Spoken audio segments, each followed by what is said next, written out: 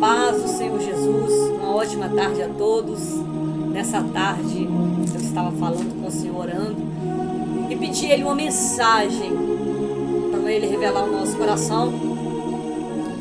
Veio minha memória em Isaías capítulo 38, mas em 2 Reis capítulo 20 vai contar a mesma história. Vai falar sobre a cura de Ezequias. A vida de Ezequias, ela vai ser estendida. Vamos falar quem era Ezequias. Ezequias era rei de Judá, filho de Acaz. Este começou a reinar com 25 anos de idade, jovem. Começou a reinar. Era um ótimo rei, um excelente rei, diferenciado do seu pai Acaz. Este tinha responsabilidade com as coisas do Senhor. Ele quebrou todos os altares de deuses pagãos. Tudo que era paganismo, ele destruiu para adoração unicamente ao nosso Deus.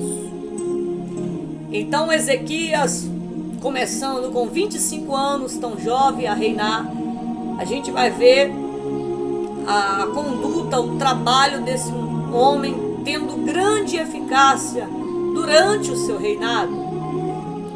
Ele governou 29 anos no seu trabalho, 29 anos governando.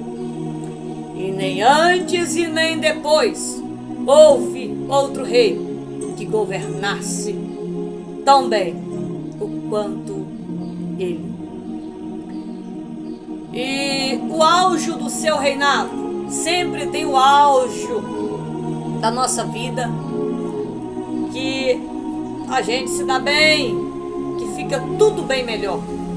Quando ele tinha 39 anos de idade, foi o auge do seu reinado. Ezequias, vou adiantar só um pouquinho aqui e voltar. Ezequias vai morrer com 54 anos. Então vamos aqui falar sobre a enfermidade de Ezequias. Meus irmãos, a Bíblia vai dizer que ele estava com uma enfermidade mortal. A Bíblia vai dizer que ele estava com uma úlcera, mas não tem como eu provar para vocês que essa úlcera era um problema no estômago hoje. Úlcera, problema no estômago e tal. Mas ele tinha uma enfermidade mortal. E o Senhor Deus diz para o profeta Isaías: vai até o palácio de Ezequias e fala para ele colocar a casa dele em ordem, porque morrerás e não viverás. O profeta Isaías, corajoso, submisso à voz de Deus, ele vai levar o recado para o rei Ezequias. Meus irmãos, eu sei que rei, presidente, prefeito, chefe de alguma empresa, uma coisa, sempre tem uma condição que dá para ir no médico, se tratar. A Bíblia não vai relatar, mas com certeza Ezequias tentou de várias formas para tentar resolver o problema de saúde. Mas existem coisas na nossa vida que o dinheiro não vai pagar, que o dinheiro não vai resolver. Um homem não vai poder resolver para mim, para você. O nosso Deus, Ele é o Deus que trabalha na nossa impossibilidade. E aqui, quando Ezequias, sendo rei, ele já não mais está bem como antes. Eu imagino que a alma dele também já estava abatida, devido àquela doença que estava definhando ele. Quando a gente está com enfermidade, o nosso corpo também mexe com a nossa alma, mexe com o nosso psicológico. Além de mexer com a estrutura física, mexe também com o nosso sentimental. A gente fica impossibilitado de fazer muitas coisas que a gente gosta de fazer. Mas ele, ouvindo a voz, ele conhecia que Isaías era homem de Deus, ele era profeta de Deus, então ele sabia que era Deus que estava falando. Ao mesmo instante, ele ouvindo isso, a Bíblia diz que ele vai virar o rosto para a parede. Ele vai orar. Ao virar o rosto para a parede, parede simboliza uma forma de humilhar diante do Senhor. Eu não sei até onde você consegue dar o melhor para o Senhor. Eu não sei até onde você consegue se humilhar diante do Senhor. Aqui, o melhor que ele poderia dar era se curvar diante da parede, porque a alma dele também não estava bem. E ele vai falar, ele vai chorar, ali ele vai chorar amargamente, a alma dele está amargurada. Ele virando a sua face para a parede. O profeta Isaías já tinha ido embora, no momento mais difícil da vida dele. O profeta só veio dar um recado que Deus mandou de morte, de dificuldade. Mas ele, ouvindo isso, vai ficar ele e a parede, ou a cama, talvez ele estaria em cima de uma cama, possivelmente que ele estava em cima de uma cama. Mas, olhando com os olhos espirituais, o profeta foi embora, mas Deus não foi. Deus estava ali. Quando seus amigos te abandonam, quando você entra num momento difícil dentro de um calabouço, numa situação desesperadora, o homem pode ir embora, mas o Senhor, ele fica. Basta você liberar o que está aqui dentro. Basta você jogar para fora esse sentimento e pedir socorro, confessar, arrepender, fazer uma oração verdadeira. E aqui no capítulo 20, 2 Reis, capítulo 20, versículo 3, ele vai dizer: eu te suplico, ó Senhor, lembro-te agora de como eu tenho caminhado diante de ti, em verdade, em verdade. Lembra, Senhor, que eu tenho caminhado diante de ti em verdade. Olha que oração tão sincera e tão simples, mas tão verdadeira. Não importa a simplicidade da tua oração, não importa quão simples você seja para falar com o Senhor, o que importa é que ela saia verdadeira e de coração para com Deus. O Senhor gosta da verdade. Não importa o que você vai falar, que você tem vergonha de falar até com Deus, que Ele já conhece a tua vida, Ele vê a sua vida. Mas se você soltar o que está te matando aqui dentro, falar com o Senhor, Ele vai receber essa verdade. Ele vai segurar nas tuas mãos. Ele não vai te julgar. Ele só vai dizer, como disse para aquela mulher: vá e não peques mais.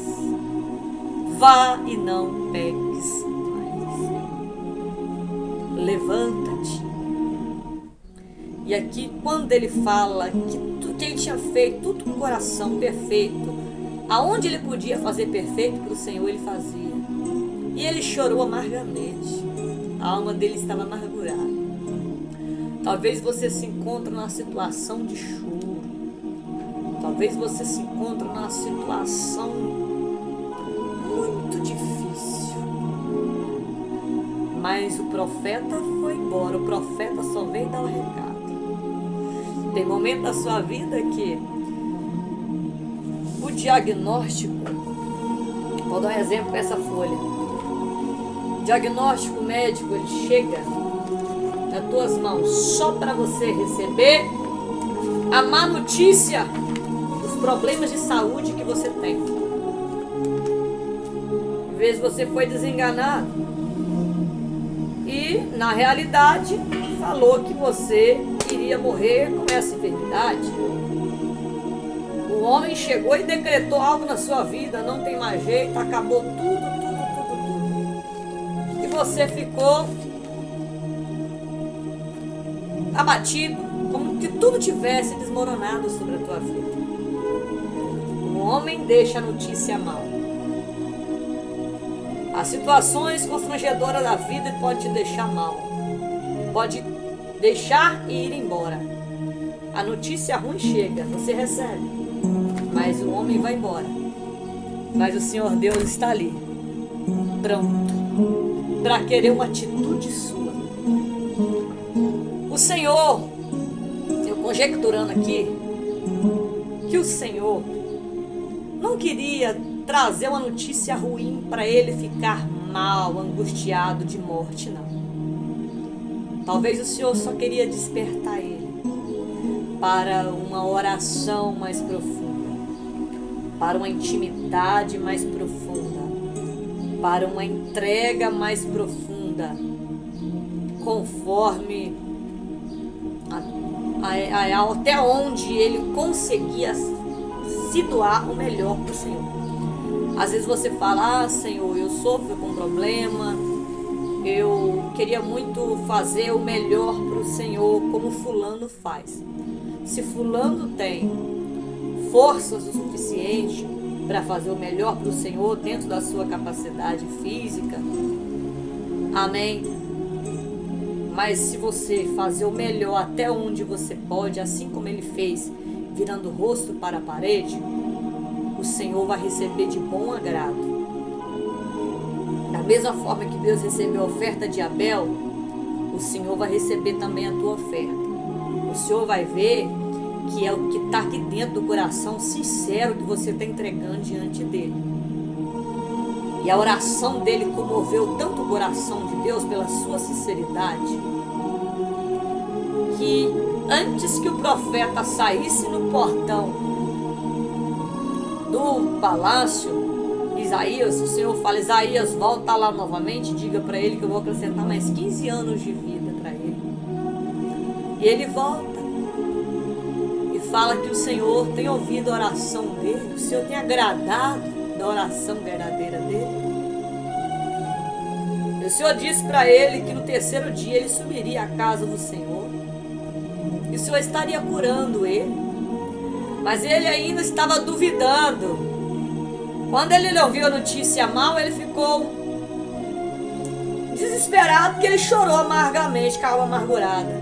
Mas quando ele recebe a notícia que ele recebeu a cura, ele ainda duvida, vai falar, me dá um sinal que o Senhor está me curando, porque o Senhor falou que ele ia subir no terceiro dia na casa do Senhor.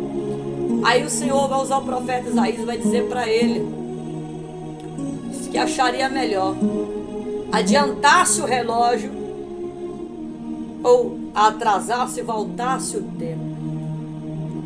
Aqui a gente vai ver que ele vai dizer, adiantar o tempo é fácil. Ezequias vai dizer, adiantar o tempo é fácil.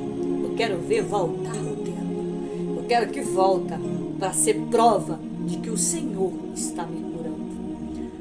Olha só, o mais difícil é voltar o tempo do que curar. E mesmo assim, o Senhor não precisava provar para ele. Mas mesmo assim o Senhor fez o impossível dos impossíveis acontecer. Então, o que é mais difícil para você? O que é mais difícil para você na sua vida? É a cura ou voltar ao tempo? É restabelecer aquilo que está destruído? O Senhor está dizendo, eu sou Deus do impossível. Somente faça oração sincera. Clama a mim. Lembra de Daniel? Daniel, ele ora 21 dias. Também 70 semanas. 21 dias de propósito. Você vai ver que o príncipe potestade do mal, o príncipe das trevas, estavam tentando impedir dele receber a vitória. Mas o Senhor mandou o anjo de batalha, Miguel. O Senhor mandou o arcanjo Miguel batalhar. No mundo espiritual, meus irmãos, se a gente não orar, não pegar firme, não insistir, as bênçãos vão ficar retidas no céu. As bênçãos ficam retidas. Mas se você insistir, a circunstância está dizendo não. Mas o nosso Deus, aleluia, o nosso Deus, ele é mestre em fazer o sobrenatural acontecer, porque tudo está em tuas mãos. Toda a autoridade está em tuas mãos.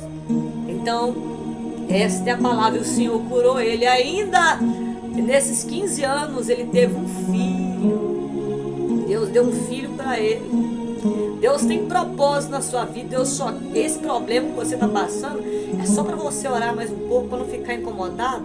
É você se doar o melhor até onde você pode, porque Deus ainda tem propósito para nascer na sua vida, assim como nasceu um filho na vida dele. Deus tem propósito. Eu agradeço, Senhor, por essa rica oportunidade. Deus abençoe a todos em nome de Jesus.